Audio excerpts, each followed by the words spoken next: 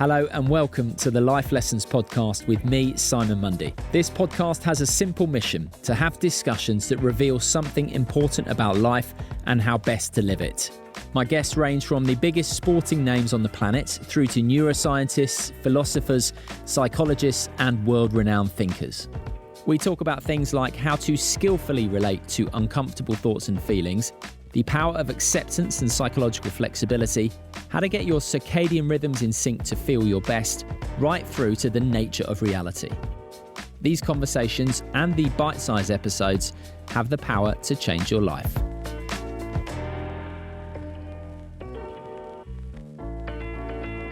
This episode is all about the importance of diverse thinking. Matthew Syed explains how the FA embraced diversity off the pitch, which contributed to success on it, and how the tragedy of 9/11 could have been avoided had the CIA been less collectively blind because of a lack of cultural diversity. And if you've ever thought that meetings at work are catastrophically inefficient, well, this episode will prove you correct. And we talk about echo chambers, as well as Matthew's excellent book, Rebel Ideas: The Power of Diverse Thinking. Hi, Matthew. Morning. How are you? I'm fine. Thanks for having me in. It's an absolute pleasure to have you on. I'd describe you as one of the brightest men in sport. You've got to say that with less irony. No. Now, you won't remember this, okay, but I remember meeting you many, many years ago. I think your table tennis career had just finished. I was struck by your sort of ferocious intellect that comes straight through, and also you're very interested in people. And I really remember that. I think you just started writing for the Times. Wow, yeah. So this would have been, what, 20 years ago. And since then, you've really sort of established yourself as someone who likes to look at sport and use it as a way to explore what it tells us about life. Well, definitely that was the approach that I took to writing about sport when I first started at the Times. So I'd had this long table tennis career, which I enjoyed. Don't call it ping pong. Actually, you can call it ping pong. I don't mind that. And then I wrote Bounce in 2010, which really was a way of taking some of the themes of sport and broadening the lens and seeing what it might say about the world beyond sport. And then in Black Box Thinking, I really stepped outside sport altogether and tried to write a book on success and performance, and in particular learning from mistakes. Difficult to do, but central to scientific method, that you come up with a hypothesis and you're prepared to test it, and most importantly, revise the hypothesis in the light of what you learn. And I find that sort of having it's been a really odd life from the table tennis for so many years, and then to writing about sport as a generalist, and now writing about things beyond sport. It's been an unusual, quite idiosyncratic journey, but hopefully it's been an interesting one. Yeah, and a diverse one, and it speaks to the power of getting breadth of experience. It does, and actually, in a funny kind of a way, that is quite significant in my upbringing, because my mother is Welsh. She was born to a father who was a coal miner in the Rhondda Valley in South Wales, and a mother who worked on a farm in North Wales. She moved to London, and at church in London, in Bromley, she met my father, who was an immigrant from Pakistan, who came from quite a wealthy family back there, and who had converted from Islam to Christianity. So they both have quite unusual lives, and I've grown up with these two different cultures, these two very different personalities, and it's sort of given me an insight into the strengths and weaknesses that each culture brings. And I think that was perhaps something of a departure point for my next book, although really Rebel Ideas is about not just diversity of culture, but diversity of thought. Absolutely.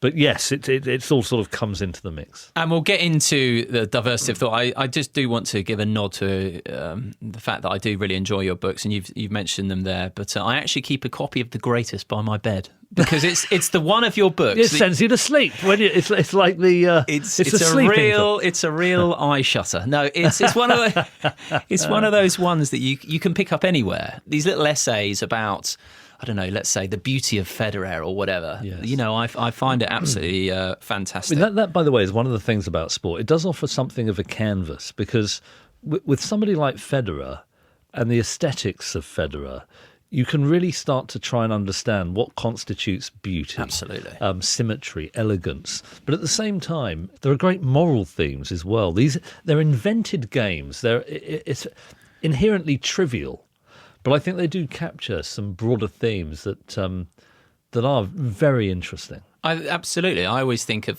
for example, I do play tennis, and I know how anxious I can get during a key moment. Right. And like you say, trivial, irrelevant, no one gives a monkey's apart from me, yet that anxiety I will feel in that moment would be the same anxiety I could feel in any other situation. So it's very true when they say sport is a metaphor for life. And I think... Yeah, I mean, sometimes it can be overdone, but, on the dealing with pressure, that was one of the big triggers for writing my first book, was choking at the Olympic Games in Sydney. Yes, I remember you saying. Because I had been very good under pressure all my career. And then I get to perhaps the biggest competition of my career, and live on BBC One. I knew my coach was watching and my parents back home, and there were Union Jacks in the auditorium, and I completely collapsed. I wanted to deconstruct why and how that had happened.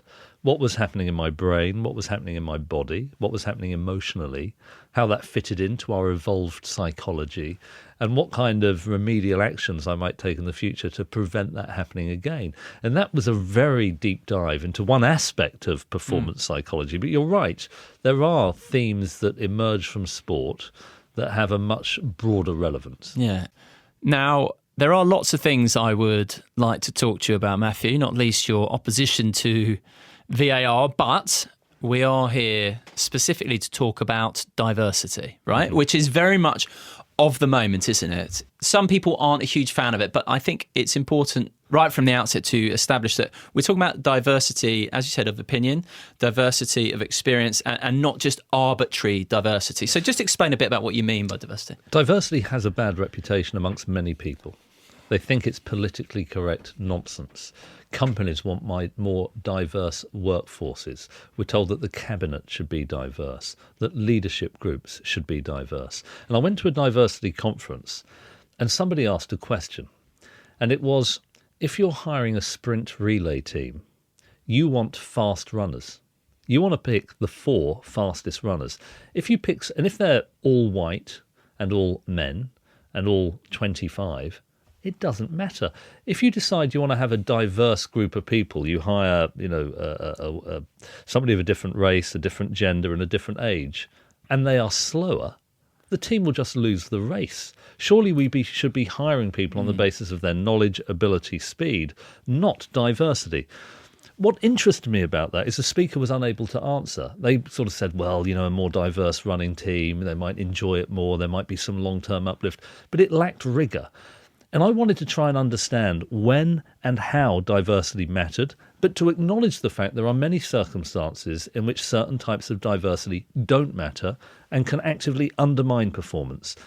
The most interesting thing I think I found from the book is when you optimise the right kind of diversity in the right kind of way, the uplift in what I call the collective intelligence of groups is monumental. And I think the next 50 years is going to be dominated by the competitive advantage that is established by those institutions, those governments, those societies that understand diversity, the science of diversity. And you give numerous examples within your book, and it's absolutely compelling. Some of them are mind-boggling, and including the one about 9/11, which is at the outset of the book. And we'll get onto that. But I think a nice place to start is your own personal experience with the FA, when David Sheepshanks, when he got in touch with you. Well, so David Sheepshanks is the chairman of the National Football Centre and also the Technical Advisory Board. So this is a group of people who advise Dan Ashworth. He was the former technical director of the men's and women's national teams, Gareth Southgate, the men's head coach,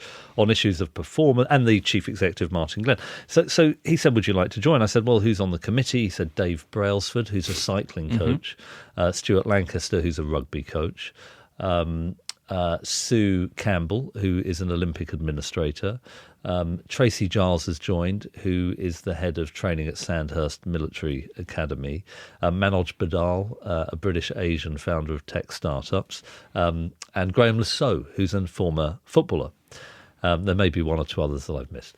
And I thought, well, it was an interesting group, but my goodness, how are they going to advise on football? Not many of them know that much about football.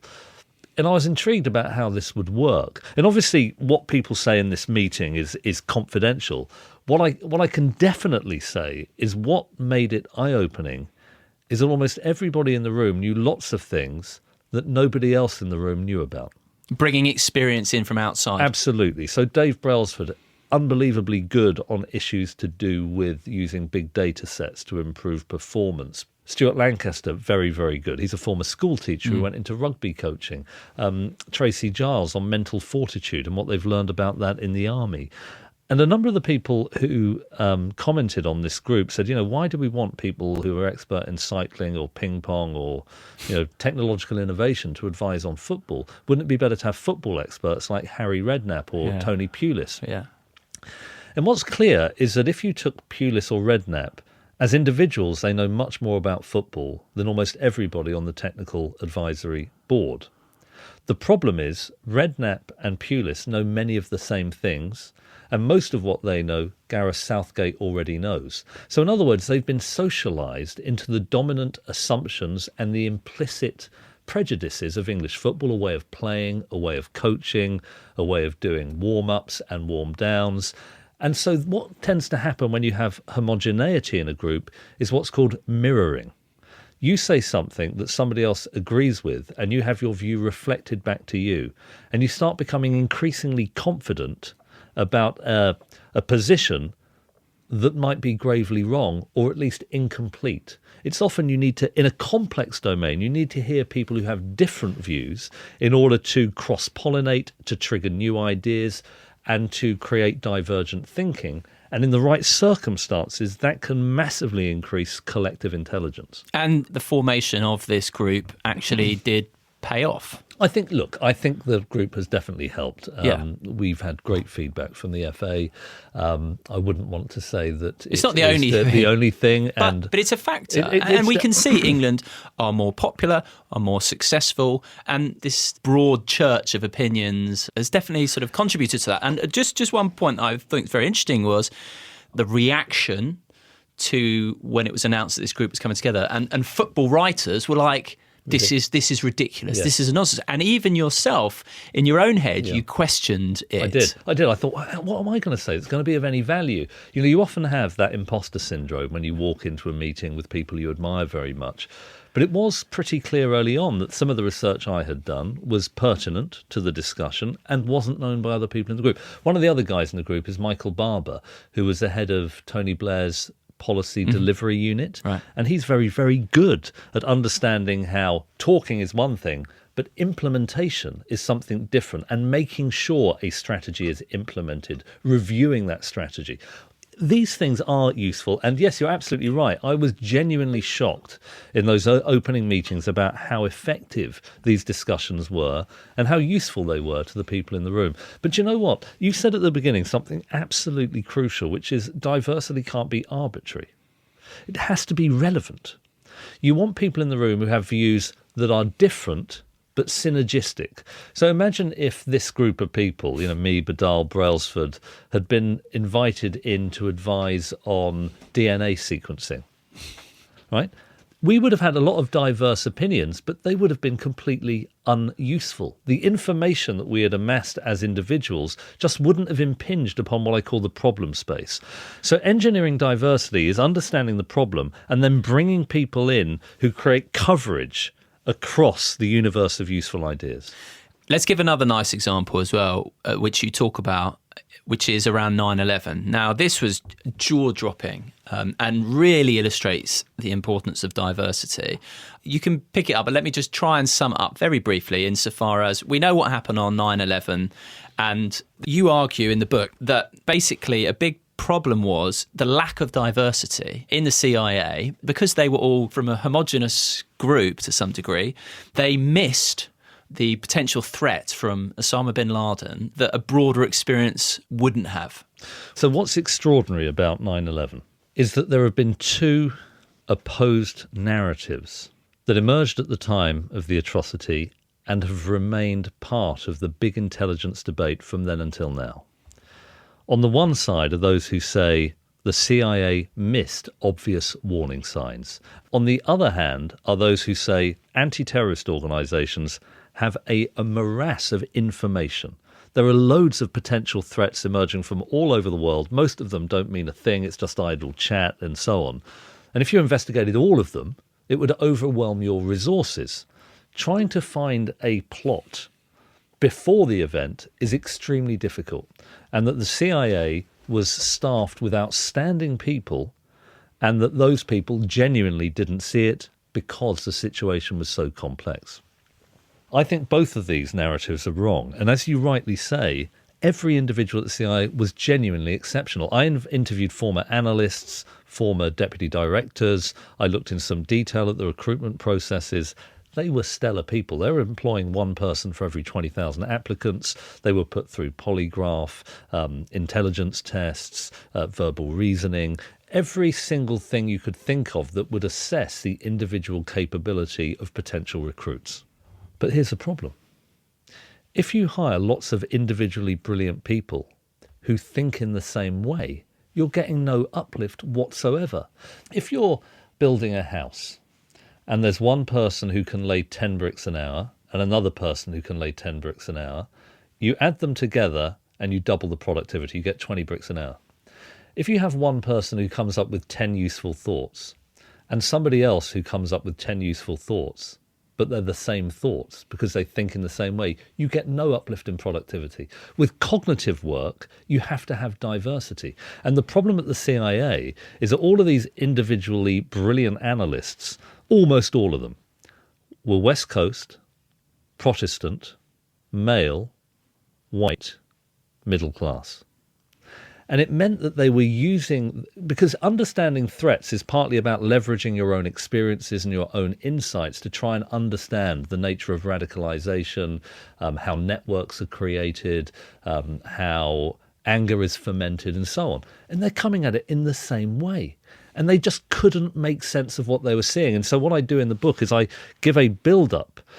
On the one hand, what the CIA was thinking, and on the other, what a diverse group of people who had brought different lenses to the problem would have been thinking. And I hope it's clear, and I think I've sent it to a number of world-leading intelligence experts who have said that it is utterly clear and almost indisputable that it was the homogeneity at the CIA, not the level of individual ability of the analysts. It was the undermining of collective intelligence that destroyed their ability to make sense of the complex environment. Basically, these guys just underestimated the threat because they're like, well, we're the most technologically advanced nation. Here's this guy hanging out in a cave with a long beard. What possible threat could he have? Exactly. And then eventually they hired someone down the track. They did learn their lesson. Who was able to understand, and would have perhaps been able to understand at the time, that here was a guy who was speaking in a way that was resonating with Muslims around the world. That's exactly it. I mean, that is a large part of it. So when bin Laden announced his fatwa against the United States, he did it from a cave in Tora Bora, with a beard going down to his waist, wearing cloth underneath combat fatigues. And it just seemed incredible to the USA that somebody so primitive who would live in a cave could possibly be a threat to a technological giant like the world's biggest superpower. They were misled because what bin Laden was doing, of course, and he was very savvy from a PR point of view, he's obviously a fanatic, but very savvy from a PR point of view. The cave is where Muhammad went during a particularly important part of his life, the so-called prophet. And the cave is of great religious significance to Muslims. Islamic art is replete with stalactites. And the clothing that bin Laden was wearing was modelled upon the prophet. The whole idea was to create an image in the eyes of potential recruits to his cause of a Muhammad-led rebuke to the West. None of this could be seen by the CIA because they were looking at it in the wrong way. He issued pronouncements in poetry of great significance in Persian culture, resonating with Muslims across the Middle East, but also some Muslim immigrants in Europe. And again, the CIA wrote it off as this mad mullah living in a cave. the sophistication of what was going on eluded the eyes of the CIA, not because they weren't looking at it, but because they couldn't make sense of what they were seeing. And you talk about, for example, in politics, the benefit. You don't want someone who's rubbish at politics. You want good politicians, but from a broad sort of church of experience. And you give this really easy way, or a really simple way to understand it, is the difference in the way that Americans and Japanese people can see the same picture, content v context. Yes, so that was an important research paper by Richard Nisbet, a social psychologist from the United States. And what became clear, I mean, this is true in a lot of different ways, but if you just think about context and objects, Japanese people tend to see the context in a particular picture. This particular paper was about underwater scenes. You know, they'll talk about the fish tank, they'll talk about the backdrop, they'll talk about how the fish relate to each other within the fish tank, whereas Americans zoom in on the objects. They notice the colour of the fish, the dots on their bellies, and so on. So if you bring Americans and Japanese, I mean, this is on average differences. There are obviously variation within these two demographic groups. When you bring people together, they create a more comprehensive picture. Yeah. And that is a metaphor for a much broader array of different ways that, for example, women and men can see things in different ways, people from a science and an arts background. And when you bring people together in an effective way, you get this uplift. We mentioned Japanese in America because culturally, Japanese are more sort of collective and Americans are more individualistic. And that plays out in seeing this image in separate ways. So it doesn't mean that they're any less intelligent either side, but they're seeing things differently. So it's about picking up on the blind spots that someone else might miss. And those blind spots, I mean, that I think is perhaps the best way of framing the whole thing, is that if you have a simple problem, you don't have a blind spot. You understand all of it. 2 and 2 is 4. With a complex problem, by definition, no one person has all of the information that is relevant to solving the problem. There's always going to be gaps in one's understanding. If you hire people who share the same gaps, you gain nothing additional from the additional hiring. You have a board of directors who think in the same way. They're adding nothing to each other except growing in false confidence about the fact that they think they know more than what they really do. Let me give you one method to sort of make it clear from a mathematical point of view. One of the examples is economic forecasting. Now, this is not lacking topicality today. A lot of the debate over Brexit was about a forecast, an implicit forecast about whether we'd be better off in or outside the European Union. The great thing about economic forecasting is that you get very rich data sets, which you can slice and dice to try and understand why some forecasts are good and why some are less good. Now, Jack Soll, a psychologist at Duke, took a group of 258 leading economists and he checked their historical forecasting record, and as you would expect, some were better than others. The best forecaster was about 5% better than the average forecaster, which this isn't surprising so far. But then he took the top 6 forecasters, took their collective judgment, their average forecast, and compared it with the best forecaster. Now, in a running race, if you take the time of the fastest runner and compare it with the average time of the top 6 runners, what's faster? Well, it's self-evident, isn't it? The fastest runner has to be, unless it's a dead heat. Often significantly faster. Usain Bolt's time is faster than the average time of the field. That's a simple task. It's a linear task. Economic forecasting is extremely complex because no one economist knows everything there is to know about all the millions of decisions that people make when they're deciding whether to buy things and firms whether to produce things and how these interact in dynamical and complex ways. So each model is incomplete. But if you bring 6 models together, even if some are less accurate than others, you get an uplift in the collective intelligence. And what was extraordinary is the average of 6 wasn't 1% more accurate than the leading forecaster, or 2 or 5 or 10. It was 15% more accurate. That is a vast effect. And obviously every model has blind spots and errors. But the thing about averaging is it removes the errors because some are higher than the actual turnout for inflation, some are a bit lower, and those on average tend to cancel out. In prediction tasks, this is called the wisdom of the crowds.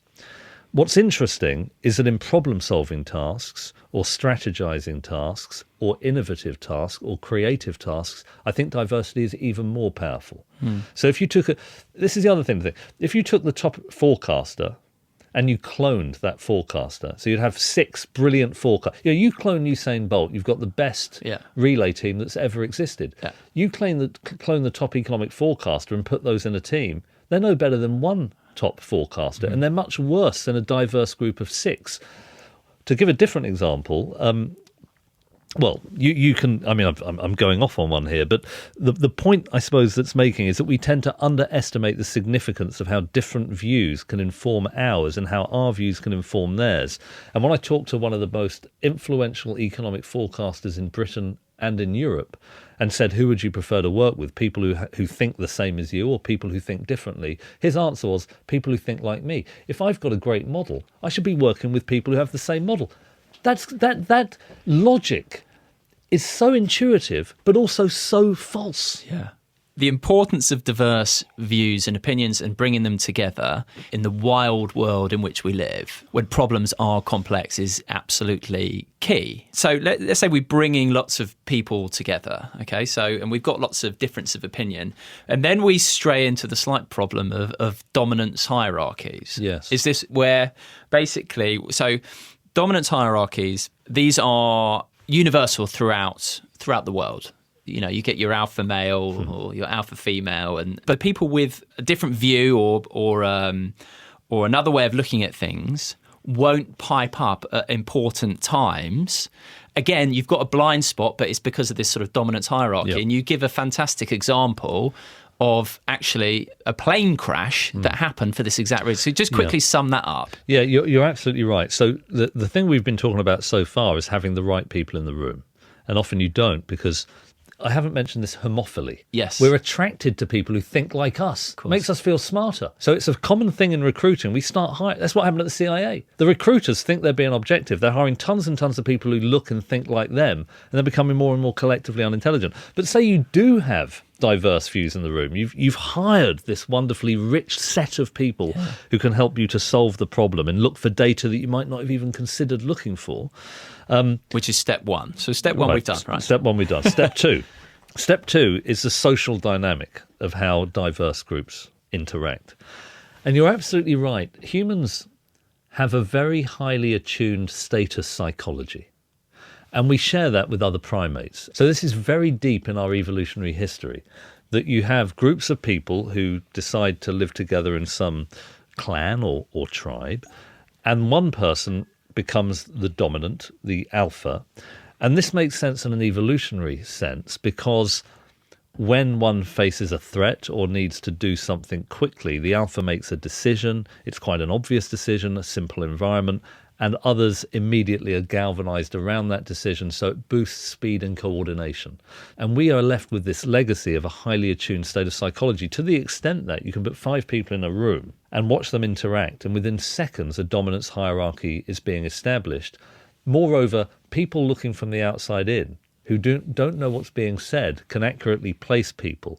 So this is all happening sort of subconsciously? Unconsciously. It's happening unconsciously, and the gestures of the dominant person are more expansive. They take up more space. They tend to bare their teeth a little bit more. This is true in chimpanzees as well as in humans, and it's cross-cultural. So these dominance hierarchies are so deep in our evolutionary history that culture has not modified this effect in human groups across the world. Across human psychological variation, dominance continues to exist. Now, what happens in a diverse group? We don't need a diverse group when the problem's simple. You just need one person making the decision. As we've agreed, you need a diverse group in a complex environment. But then dominance tends to shut down the expression of diverse ideas, because people are so worried that the alpha will interpret a different opinion or a new idea as a threat to their status. And a punitive response from the dominant leader, particularly serious in firms where the dominant person may have a role in your promotion and your pay, that we know that people tend to say not what they truly think, but what they think the alpha wants to hear. Now think of what that does to collective intelligence. What you're now doing is parroting the view of the leader, or what you think the view of the leader might be. And it shrinks. Lee Thompson, who's done all of the empirical work on meetings, says that meetings predict bad outcomes more powerfully than smoking predicts cancer. So she's done loads of lab experiments, but you can also see this in the field. And you mentioned a bit earlier a plane crash, United Airlines 173, and this was a plane that flew out of Denver, and it was going to Portland in Oregon. And as it came in on the final approach, the pilot pulls the lever to lower the landing gear, and normally there's a smooth descent of the wheels, and you hear it, don't you, in the cabin. But this time there's a loud bang, the plane deviates to the left, and a light that should have illuminated on the dashboard to show the landing gear is down and secure hasn't illuminated. So they're like, are the wheels down? So the pilot puts this plane into a holding pattern above suburban Portland. They're trying to troubleshoot the problem. And they do all the sensible things. You know, they check whether the bolts above the wings have shot up. That often shows that is supposed to show that the wheels are down. The bolts are up. Good news. But they're still not 100% sure. So they phone the control centre to explain what's happened. And the control centre said, well, we think the wheels are down, but we're not sure either. And they're still in this holding pattern. But at this point, another problem's come into play, which is that the plane is running out of fuel. Now, the engineer knows this because he has the gauge in front of him. But the culture in aviation in the 1970s was extremely hierarchical. The captain was positioned as the omniscient alpha, the big cheese, the person with the most knowledge. And they did have the most knowledge.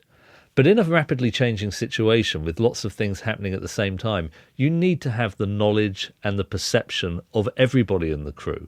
And the engineer who should have said, we need to land the plane now, even without the wheels. There's a risk, but at least we'll be down. Most planes that land without wheels cause no loss of life, but there's a risk. We need to get it down. Otherwise, but we know from the cockpit voice recorder that he doesn't challenge the captain, because if he had said to the captain, we're running out of fuel, the implication might have been that the captain didn't know. That might have been insulting. Unconsciously, the engineer softened what he said, which was, we're kind of getting low on fuel here, hoping the captain would pick up on the hint. And the plane crashed and the engineer died. And this plays out all the time, I think, in human groups. The environment is not safe for people to speak up. The environment needs to be safe so that people can say what they truly think. The leader still makes a decision, but the leader is much more thoroughly informed about the decision they need to take when people in the room feel they can say what they truly think, rather than what they think the leader wants to hear. And Lee Thompson has shown that this again leads to a massive change in the social dynamics of a group. By the way, having it safe doesn't mean that it's soft. You know, you say you're challenged, it should be robust. But you're not going to be shunned or punished. Correct. Yeah. It's the punitive sanctions from alpha males who interpret any difference of opinion as a threat that shuts down the collective intelligence of groups.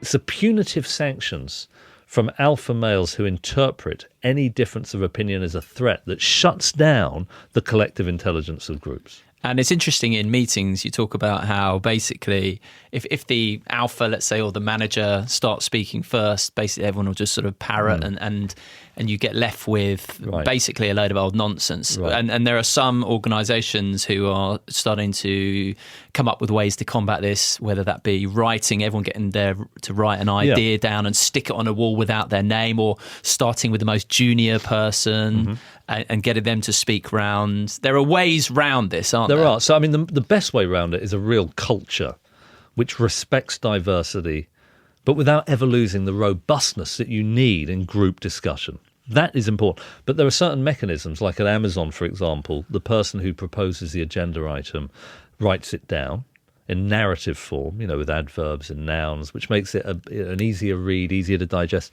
Then people start the meeting just reading the memo in silence. Because what normally happens is you have a PowerPoint presentation where you're going through it and then everyone's sort of nodding along and they're trying to come up with arguments that agree with the person speaking.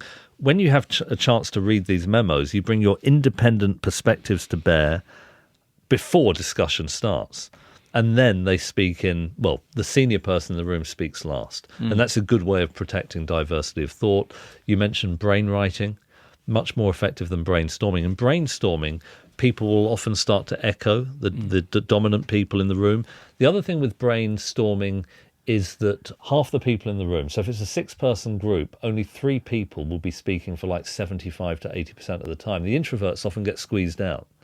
With brain writing, where you write your ideas down, everyone gets the chance to write it down. You pin it on a notice board, and people are voting on the ideas rather than the status of the person proposing it. You get a meritocracy of ideas. Yeah. So the dominance hierarchy is basically taken out of the equation, and therefore the good ideas come forward. It's worth saying, though, and I throw this in, dominance is really useful when you've made the decision. Once you've come up, you've used the brilliant brains in a room to come up with a decision, and now you're executing. You want dominance.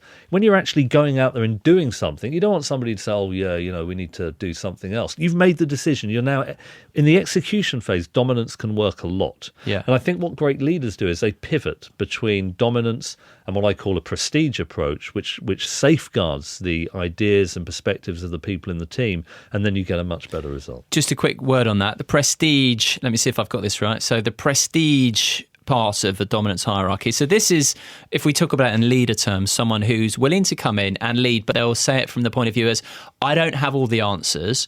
I want to hear your view. I will then take the decision, but it's being open to that. And it's kind of, it sounds like it's almost an evolved leadership. And we see it in the world right now. So the Kiwi Prime Minister, she is an example of that. Absolutely. And then we have the dominance hierarchy. We see lots of strong men, for example, in the world right now who are like, I have all the answers. Right. And these are 2 strands of the dominance hierarchy. And the fact that this prestige hierarchy is rising, to me, it's almost a sign of human evolution. Yeah, it is. I mean, I don't want to sort of bore you at all with the anthropology here, but I mentioned that dominance hierarchies are a universal psychological phenomenon in human groups. There is another status psychology that we uniquely have and no other primates have, and that's a prestige hierarchy. And it was an anthropologist working in the Andaman Islands who noticed that people were getting a great deal of respect and had high status, but were deploying no dominance behaviours whatsoever. And he said that what they tend to have is wisdom, good nature, they're great listeners, and people defer to them because they admire them. They listen to them. Now, with the dominance group, you must look at the videos on this. With the dominance hierarchy, people often avoid looking at the dominant leader. There's an element of fear there. There's fear, because the dominant person has established rank through the deployment of a certain type of fear. You see it the same in chimpanzees. I mean, actually, the baring of the teeth and the gesticulating, you see that in offices up and down the country. But with prestigious leaders, and it turns out that this is cross-culturally true, people can attain power and influence through wisdom. And so they taught, and again, you can put people in a room and people can note the prestigious people just through the body language and the gestures, and it's a completely different. So exactly that. In a complex environment, you want prestigious leaders who, like the New Zealand Prime Minister, are capable of listening, are capable of inspiring, are not so arrogant that they think that they know everything, but also have a great deal of wisdom themselves. And that's why people want to listen to them. And that does create a much more safe environment for diversity of thought. Yes, slightly concerningly, during uncertain times, which we are in, people resort to the safety of handing control over often to the alpha, the strongman type. And we are seeing this in the world, left, right and centre at the moment. You can think of so many examples of that strongman type. And from that leads me quickly into echo chambers. Now, this was absolutely fascinating. We all see this, don't we? And we see on social media, you see, left and right and how people are entrenched in their positions. If you can explain this in terms of how the echo chamber works and also how we can extricate ourselves from it. And you give a beautiful example of the white nationalist, which was one of the most uplifting stories I've ever heard, I think. Oh, well, thank you. I mean, the echo chamber, I think, is very interesting in that we live in a highly interconnected world. We therefore have access at the click of a mouse to diverse opinions and thoughts and information and data. The internet has created this hyperspace, which you would have thought has increased the benefits of diversity. And yet we have this deep irony, which is groups of people on the internet who seem to inhabit echo chambers, where they're surrounded, their local part of this hyperspace is people who think the same as them, often in an ideological sense. And this is exacerbated often by the filter bubble, where Google invisibly personalised searches to give you more of what you already think. And in our Facebook crowd, we're surrounded by people who think... Exactly. Now, the academics on this argue in two different ways. I mean, some of them think that that a lot of people have distorted exposure. They're only exposed to people who agree with them.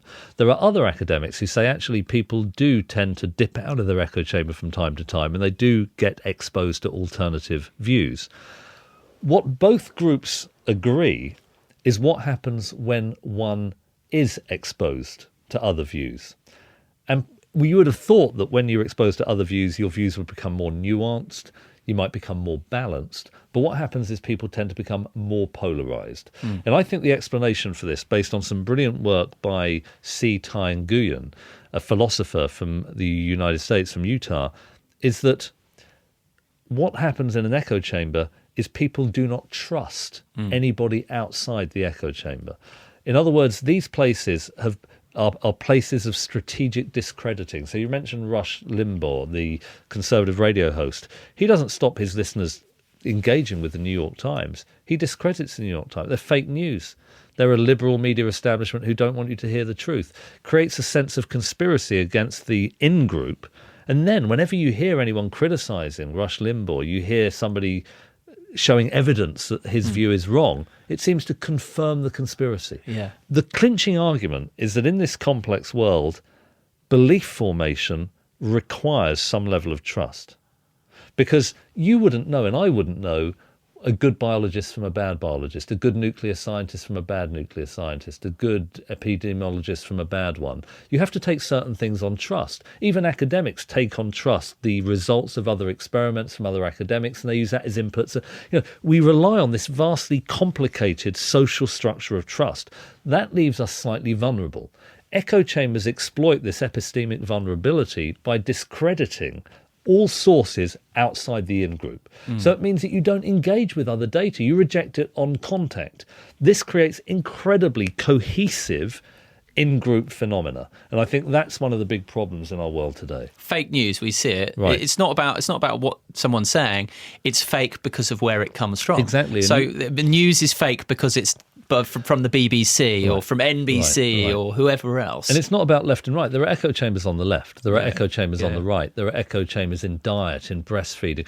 Nguyen says something like, whenever a core part of the cohesion of an in-group is based on discrediting all other sources of information, that's an echo chamber. Yes, echo chambers. We can see how sort of destructive they are at the moment. Everyone's so entrenched in their positions.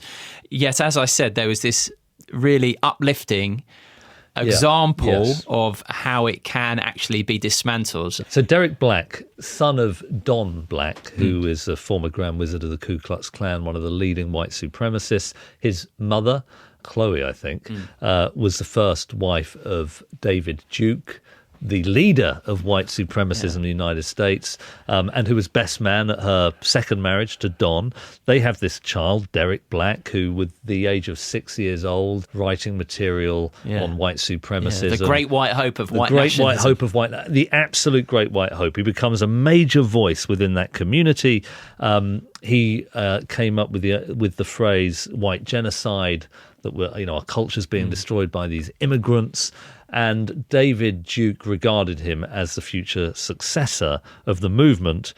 And he was not in a cult. He watched television programs on liberal politics. He was exposed to other views on the internet. He was exposed to them, but he didn't listen to them. He thought that all of these people were part of a liberal media conspiracy. And it's only when he got to university and he met this guy, Matthew Stevenson, who was a Jew, and established a level of trust with Matthew, that he began to actually read with an open mind the evidence against the ideology of white supremacism. So he genuinely believed that black people were congenitally criminal compared to whites, less intelligent, that there were crisp biological differences between the races, a whole range of things that you'll read on any white supremacist website. He hadn't really properly engaged with the statistical and scientific evidence that repudiates it. As soon as he did so, his views began to moderate, and he eventually came out of his white supremacist movement. It led to great ructions with his relationship with his mum and dad. But he now, on his Twitter handle, it's something like unexpected advocate for anti-racism. Yeah. And it's a wonderful thing. It is. And there was a really interesting lesson, I thought, in this story as well, because Derek kept his politics when he got to university under wraps, and then it exploded out, not of his own volition. And everyone then suddenly turned on Derek and wanted to beat him up, and he was shunned, which again further exacerbated his position. But Matthew, who had grown up, I think his mum was an alcoholic, so she grew up he saw AA, and he talks about how he saw how people could change.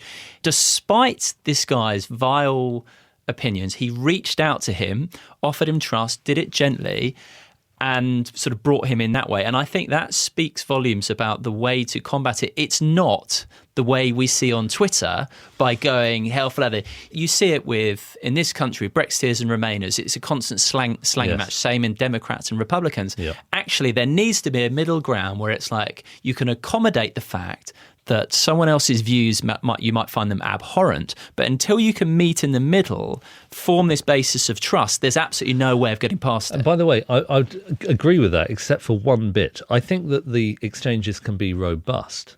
I think that you can disagree. The key thing is one listens to what the other side is saying, probes the evidence that they're providing, and decides whether or not, on the basis of the evidence, it is credible or not rejecting it just because of the identity of the person who is proposing. That's it, isn't it? This is a disaster because, there are slightly boring formal theories about why democracies are more intelligent than oligarchies and dictatorships. And the reason largely, and free markets work quite well because you've got all these different views, this diffuse information that is integrated into a market price, for example, or into a decision by a democratic representative body. But the presupposition for this is listening to what other people are saying and probing their arguments.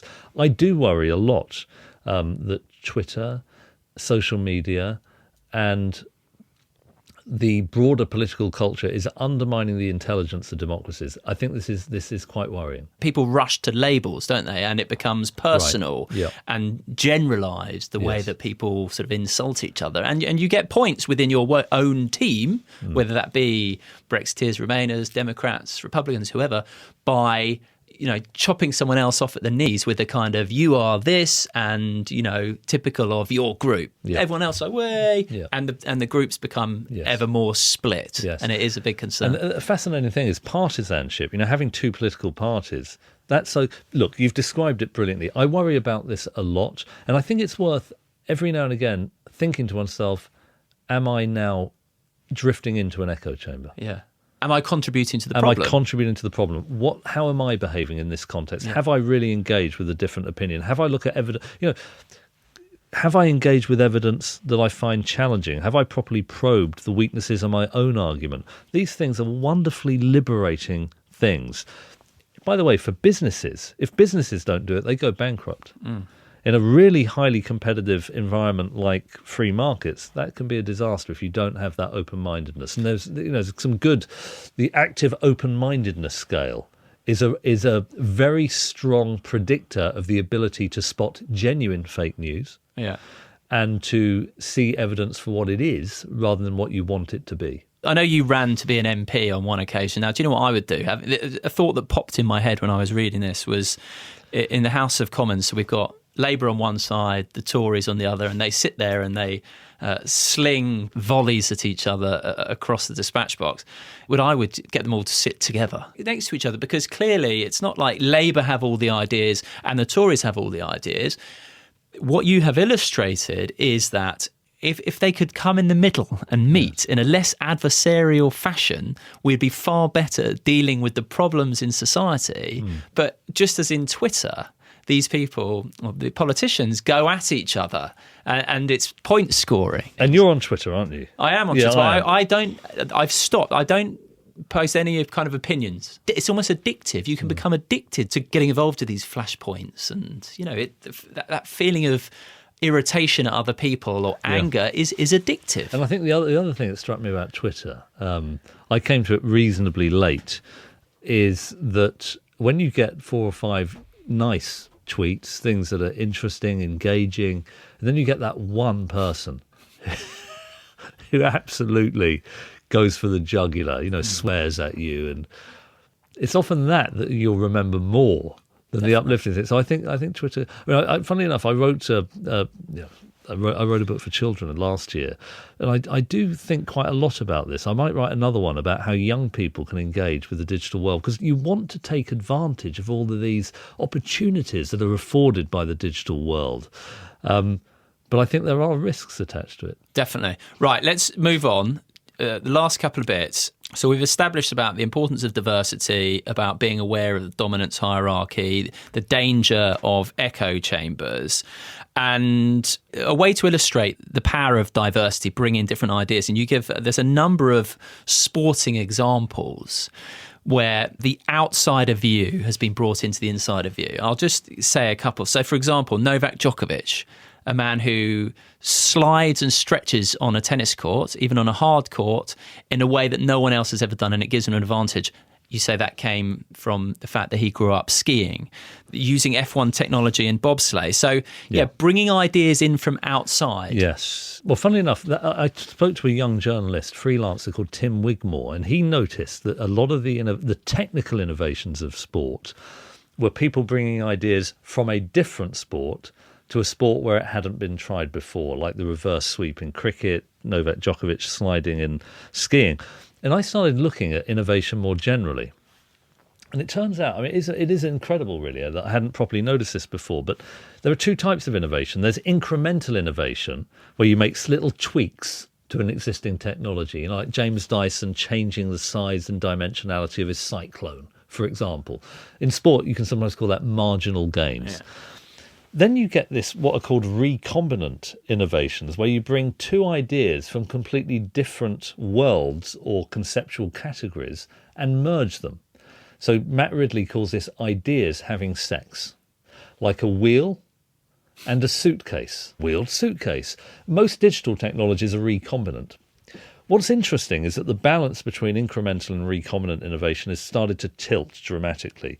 So scientific papers 50 years ago typically were written by individuals who were experts in one category, one subject. The vast majority of hit scientific papers today are bringing insights from two traditionally different fields together.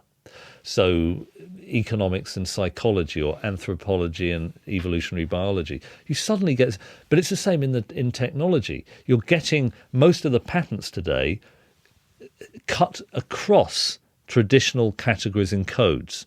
And I think the reason for mathematical is it's like the difference between natural selection and sexual reproduction in biological evolution. Natural selection, you get a mutation to a particular organism that's tested in the next generation through survival and reproduction, and you get these small changes that cascade through. But when you get sexual reproduction, you get the genes in one animal and the genes in a different animal coming together.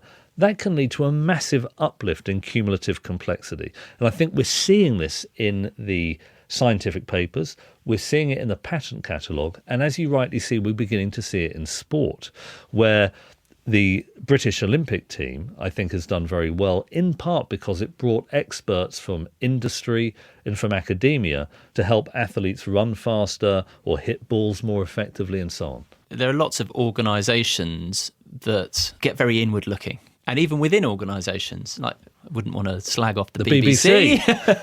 But it can be a little bit siloed. Right. But actually, it's all about being open to ideas from the outside, swapping ideas. That's how you make progress. And you mentioned there about bringing things in from the outside. So the wheels on the suitcases, and actually that was laughed out of all the boardrooms, wasn't it, at first? It was this absolutely absurd idea, but was spot on. And I think as well of Apple, the reason iPhones were so beautiful was because Steve Jobs had done a calligraphy class. So it's all about being open-minded and open to a diversity of opinions and welcoming them. Absolutely. And you want to have core expertise. I wouldn't want to underestimate the significance of that. Having depth in a particular area is a good thing. but often having the ability to step outside that area and to look at it from the outside rather than just looking at the superficial changes you might make to the interior, that I think is significant, and that's borne out by Nobel Prize winners and a whole range of other kinds of evidence. I remember speaking to a group of senior public servants, Right. and they were grappling with issues to do with big data. And I asked them whether they had ever asked other industries and other companies and tech companies how they dealt with these problems. And they said no. In other words, there's this whole world outside this tiny group, and they were just talking about it internally. They hadn't reached out to see what else was going on beyond their milieu. And I think it's very easy to become siloed, to get ever deeper into a narrow sliver of knowledge. Remember, the categories we impose on the world are arbitrary. Aristotle came up with the subjects, biology and physics, but the world doesn't obey these constraints, and we can find insights in all sorts of different ways.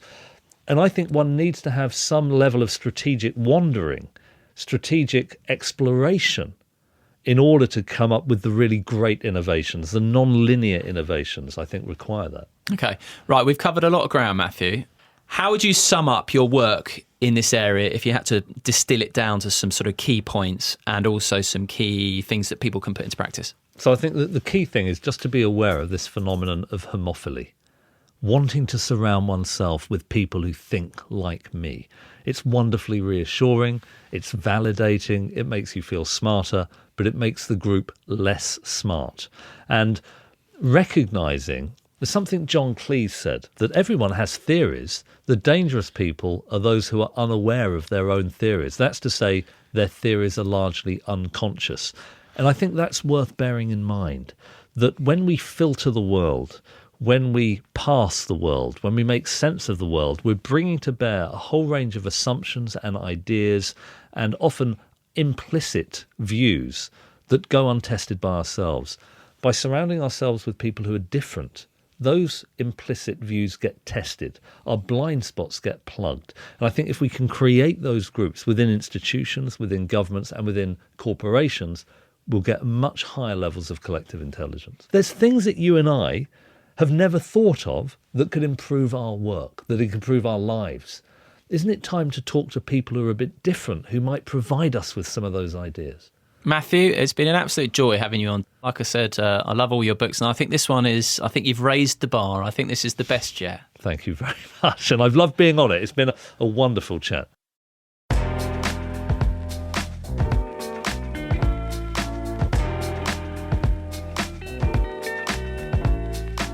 Thank you for listening to this episode of the Life Lessons podcast. If you want to get in touch, please drop me a line via my website, simonmundie.com, or on social media @SimonMundie.